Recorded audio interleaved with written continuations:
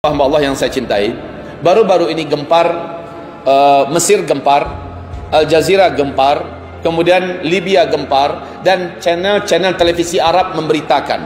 Coba perhatikan berita apa ini di bulan Desember loh ya, tanggal 19 Desember, tanggal 20 Desember, sampai tanggal 22 Desember. Channel-channel televisi Arab memberitakan dan langsung men-shootingnya. Apa? Yaitu ikan paus, kedalaman ikan paus biru. Di kedalaman laut yang paling dalam itu tidak pernah Pak memunculkan dirinya, apalagi ke pantai-pantai, mengeluarkan suara. Suara ikan ini adalah di antara suara terkuat dan terbesar di dunia. Apabila dia bersuara di alam lepas seperti kita, maka orang yang ada di sekitar ikan akan pecah gendang telinganya, saking kuatnya suara paus biru itu. Dan bunyinya juga sangat mengerikan, merinding. Di channel televisi di Arab, baik itu Mesir, baik itu Libya, baik itu Al Jazeera, ya, memberitakan bahwa komentar para ulama dan para pakar, ikan ini tidak akan pernah meninggalkan kedalaman laut samudra yang paling dalam. Panjangnya ikan itu Pak, normalnya adalah 30 meter panjangnya ikan itu. Ini termasuk diantara ikan terbesar di dunia. Dan ikan-ikan ini bermunculan, menimbulkan suara yang menakutkan dan menggegar. Satu kota Mesir, Kairo, satu kota bisa mendengarkan suara ikan tersebut. Apa komentar para ulama kita? Ikan-ikan ini tidak akan pernah meninggalkan kedalaman laut dan tidak akan pernah lari menuju ke pantai kecuali mereka dalam keadaan ketakutan yang bersangatan. Ketakutan yang bersangatan. Apa yang ditakutkan oleh ikan-ikan ini? Jika tidak ada sesuatu yang sangat menakutkan, jika tidak ada sesuatu kegelisahan yang menegangkan, mereka tak akan mungkin meninggalkan posisi mereka di kedalaman laut yang terdalam. Nah, ini adalah sebuah isyarat bagi kita. Kita tak tahu apa yang akan terjadi dengan laut Allah ini. Ketika Allah berfirman, "Zaharal fasadu fil barri wal bahri bima kasabat aydin nas liyudhiqahum ba'dalladzi 'amilu la'allahum yarji'un." Kita tak tahu apa yang akan Allah datangkan pada bumi kita ini. Yang kedua, ibarat Allah yang kami muliakan, terjadinya pembunuhan seorang jenderal, orang terkuat nomor 2 di Iran, oleh Amerika Serikat, yang sekarang sedang menghebohkan berita-berita dunia. Dan Donald Trump bangga telah melakukan prestasi itu. Ini menyebabkan kemarahan dan kemurkaan yang tidak alang kepalang bagi Iran.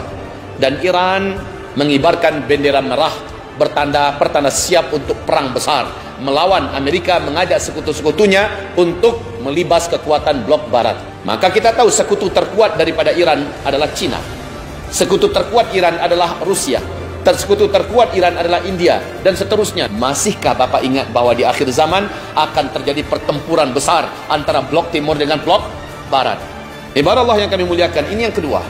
Ini perihal yang kedua, dan saya sekali lagi mengatakan, yang akan merasakan dampak yang paling mengerikan dari perang besar itu nanti bukanlah para militer saja, tapi orang awam macam kita Pak, orang-orang sipil macam kita. Kalau terjadi peperangan besar, maka ini akan menyulut perang dunia ketiga. Bila perang dunia ketiga terjadi, senjata-senjata yang paling menghancurkan akan dikeluarkan. Maka apa yang akan terjadi? Sekali lagi, hasbunallah. Kita cukup menyerah kepada Allah Subhanahu wa taala. Kita berpasrah kepada Allah Subhanahu wa taala. Yang pasti sekarang ini, kondisi dua negara ini, yaitu Amerika dan Cina, juga sedang mengalami perang dingin. Sebatas ini baru perang ekonomi, perang diplomatik, perang politik, ya. Dan sekarang sudah mengarah kepada persiapan militer. Wal'iyadu billah. Yang ketiga, ibarat Allah yang kami muliakan, saya sudah menguraikan ini wahai kaum muslimin, bahwa tanda-tanda itu sudah tampak. Tetapi saya menyebutkan tahun dan tanggalnya, lebih baik saya katakan Allahu a'lam. Tapi ada penyiring yang memastikan kondisi ini. Apa penyiringnya? Saya sudah berikan kode-kode etiknya ya, dan ini didalili oleh dalil-dalil yang sahih, di mana Rasulullah SAW mengatakan zuhurul mahdi inda ikhtilafi ummati wazzalazil. Al-Mahdi itu akan muncul saat terjadi perselisihan yang sangat hebat di kalangan tengah-tengah umatku, wazzalazil, dan juga gempa-gempa. Hadis ini jika dialihkan kepada hadis yang lain, disambut dan dijelaskan secara rinci oleh hadis yang lain. Ikhtilaf yang dimaksud adalah perebutan kekuasaan, memperebutkan siapa yang akan memimpin Mekah, Madinah, atau sekarang disebut dengan Arab Saudi. Dan yaqtatilu 'inda kanzikum thalathatun min abna'il khalifah wa la yasiru ila wahid minhum. 3 orang nanti di antara orang-orang yang akan memperebutkan kekuasaan dari anak seorang khalifah. Khalifah itu disematkan kepada istilah siapa yang menguasai Makkah Madinah menurut uruf orang Arab. Maka tidak akan seorang pun yang akan berkuasa di antara yang bertiga tadi, yang berkelahi tadi. Mereka mengerahkan senjata mereka, militer mereka, peluru mereka, harta mereka, kekuatan mereka untuk saling menjatuhkan dan membunuh antara satu dengan yang lain dalam rangka perebutan kekuasaan Mekah Madinah. Rasulullah menegaskan tidak seorang pun dari mereka bertiga akan memimpin Mekah Madinah, karena Mekah Madinah akan dipimpin oleh Al-Mahdi.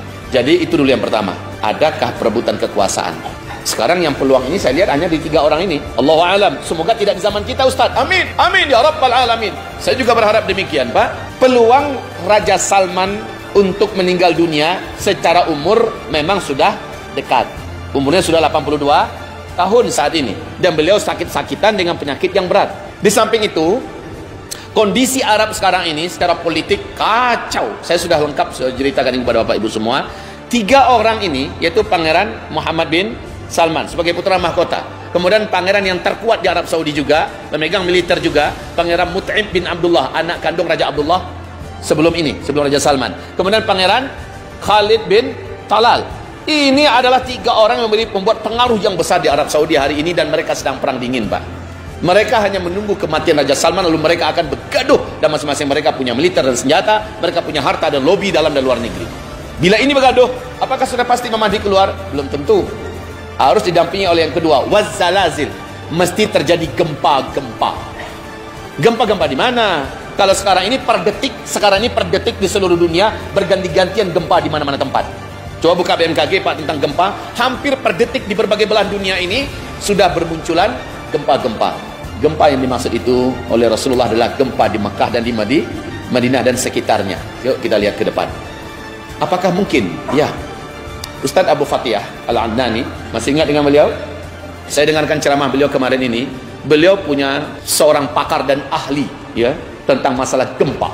Ketika ditanyakan peluang gempa yang ada di Arab Saudi, beliau mengatakan, doktor ini mengatakan, untuk Mekah Madinah kondisi sekarang ini punya peluang sangat besar mengalami gempa-gempa. Bagi saya mengingatkan kepada kita semua hadis Nabi SAW, ketika terjadi gempa di zaman Nabi, apa yang Nabi lakukan, Pak? Langsung Nabi meletakkan telapak tangannya di atas tanah dan berkata, jangan sekarang, bukan sekarang, nanti. Maka tenang kembali bumi itu. Nah, kalau terjadi gempa di zaman kita, jangan buat pula hal yang sama. Kita bukan apa-apa, bukan siapa-siapa. Ya, jadi Bapak Ibu yang kami muliakan, nanti zaman Umar bin Khattab terjadi juga gempa. Langsung Umar naik ke atas mimbar dan mengatakan, ini karena ada dosa yang dibuat secara terbuka dan terang-terangan. Saya akan ketatkan pemerintahan ini. Saya akan kerahkan semua potensi yang saya ada miliki supaya tidak ada yang berbuat dosa secara terbuka dan terang-terangan. Tapi kalau terang-terangan, ini akan menjadikan gempa Mekah Madinah. Saya bersumpah, kata Umar, kalau terjadi lagi gempa ke depan, saya akan turun dari posisi saya sebagai pemimpin kalian semua. Pertanda menandakan saya ini menyesal telah memimpin kalian dan gagal menjadi pemimpin. Ini keyakinan para sahabat. Gempa di Mekah Madinah tidak akan terjadi kecuali apabila dosa telah dibuat secara terbuka dan terang-terangan. Nah, mari kita sambungkan hadis ini dengan kondisi yang sekarang, Pak. Natalan juga sudah dibuat sekarang ini. Masya Allah, innalillahi wa inna ilaihi rajiun. Ya, semoga Allah mengampuni dosa-dosa kita semua. Sekarang acara-acara organ-organ, musik-musik ya, konser-konser di Madinah, Al-Munawwar juga dibuat, Pak. Di Madinah dibuat. Ketangkap ketahuan pasangan LGBT nikah mengadakan pesta di Makkah Al-Mukarramah. Innalillahi wa inna ilaihi rajiun. Jangan tanya, Pak, berbagai macam jenis masih dibuat sekarang ini. Gulat wanita mendatangkan pegulat-pegulat dunia, itu ditonton oleh ratusan ribu penonton. Dan bioskop diresmikan dalam jumlah besar-besaran di Arab Saudi hari ini. Maka saya menyaksikan ini untuk mengundang terjadinya gempa-gempa tersebut. Yuk kita lihat saja. Kalau memang terjadi kematian sang raja dan 3 orang yang berkelahi, gempa-gempa terjadi, fix. Itu saja kuncinya, Pak. Maka inilah zaman di mana seluruh dunia mengalami bencana-bencana besar.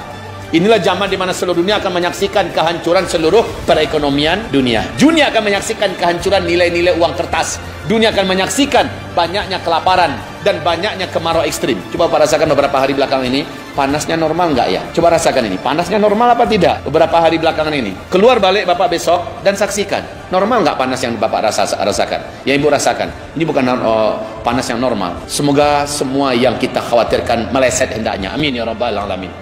Kita akan menyaksikan panas yang mungkin lebih berat daripada tahun sebelum ini.